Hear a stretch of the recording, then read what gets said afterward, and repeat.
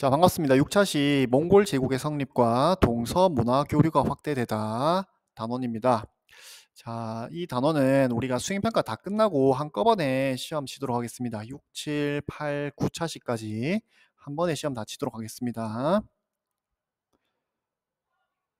자, 우리 지난 시간에 배웠던 거 잠깐 점검하겠습니다. 우리 송나라가 건국되었고, 송나라는 문치주의, 이제 군인들에게 권력을 주지 않고 문인 관료들을 우대하는 정책을 펼쳤습니다. 그래서 군사력이 약화되었고 북방민족들이 계속 침입을 해왔고 돈과 물자를 바치고 평화를 유지했었다라는 거 배웠습니다. 자, 이때 이제 주위에 있던 거란족은 요를 건국했었고 여진족은 금나라, 탕구트족은 서하라는 나라를 건국했습니다. 특히 금나라는 같은 이제 북방민족 계열인 거란족이 세웠던 요나라를 멸망시키고 송나라를 남쪽으로 밀어내고 이제 화북을 차지했었다. 우리 이런 어떤 사실까지 배웠고 특히 이 시기에 이제 서하와 금의 북쪽에는 몽골족이라는 이제 유목민족이 다시 성장하고 있었습니다.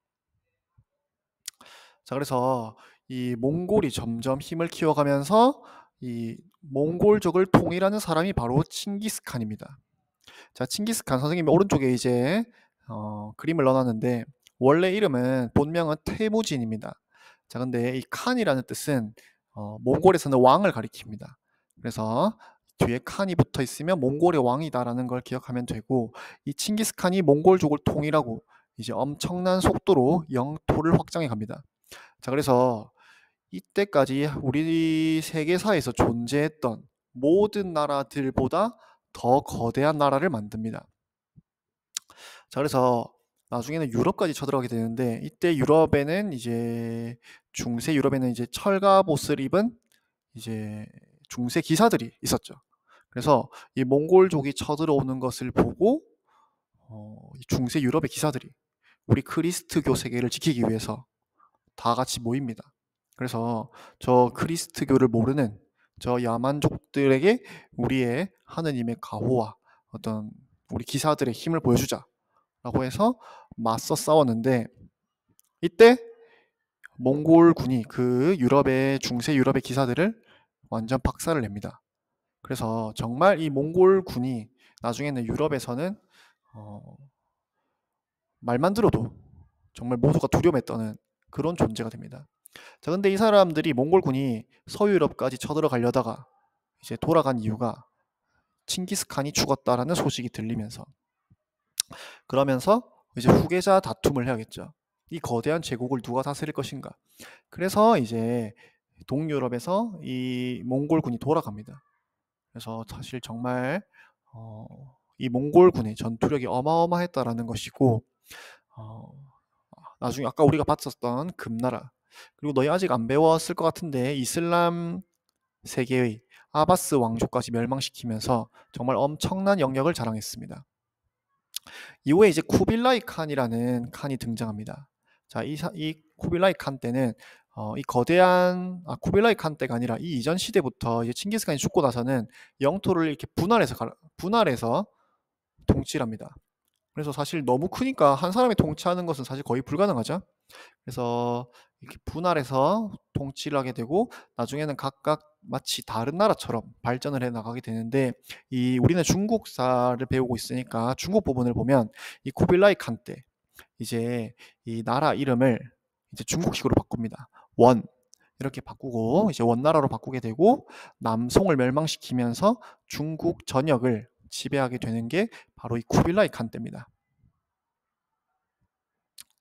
자, 그래서 중국을 어떤 방식으로 지배했냐면 이 사람들은 몽골족이고 인구가 그렇게 많지 않습니다. 그런데 사실 이 사람들이 다스려야 되는 한족은 숫자가 어마어마하게 많죠. 자, 그래서 민족을 구분해서 통치합니다.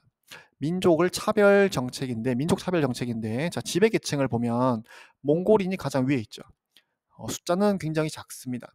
그리고 그 밑에 몽골인을 도와서 이 몽골인은 유목민족이라고 했죠. 그래서 숫자 계산이나 뭐 행정을 하고 이런 건 잘 못합니다. 그래서 이런 걸 도와주는 사람들, 생목인이라고 하는데, 이 생목인이 무슨 뜻이냐면 가운데 있는 목자가 눈목자입니다. 그래서 눈에 색깔이 있는 사람들, 어디를 가리키냐면 이제 중앙아시아나 서아시아의 이슬람 상인들 아니면 유럽에서 온 서양인들 이런 사람들을 가리킵니다. 그래서 이런 사람들은 몽골인을 도와서 원나라의 재정과 행정을 담당하면서 지배계층을 형성하게 됩니다. 그러면 피지배 계층. 자, 이 세 번째 계층에 보면 한인이라는 사람들이 있죠. 자, 이 사람들은 화북 지역의 한족들입니다. 그래서 원래 아까 우리 첫 번째 지도에서 봤던 그 금나라가 이 화북 지역을 지배하고 있었는데 금나라는 일찌감치 원나라에게 멸망합니다. 그리고 끝까지 강남 지역을 기반으로 저항한 남송은 결국에는 마지막에 이제 멸망시키게 되고 결국에는 이 사람들을 가장 하층 계층으로 차별 대우합니다. 그래서 이런 식으로 민족을 차별하면서 정책을 펼쳤고 또 하나의 특징이 바로 몽골 제일주의입니다. 그리고 이후에 이제는 왕위 계승 분쟁이랑 경제 혼란으로 약화되어 가면서 나중에는 한족들의 반란, 이 한족들의 반란이 바로 이후에 명나라로 이어지게 됩니다. 북쪽으로 쫓겨나게 됩니다.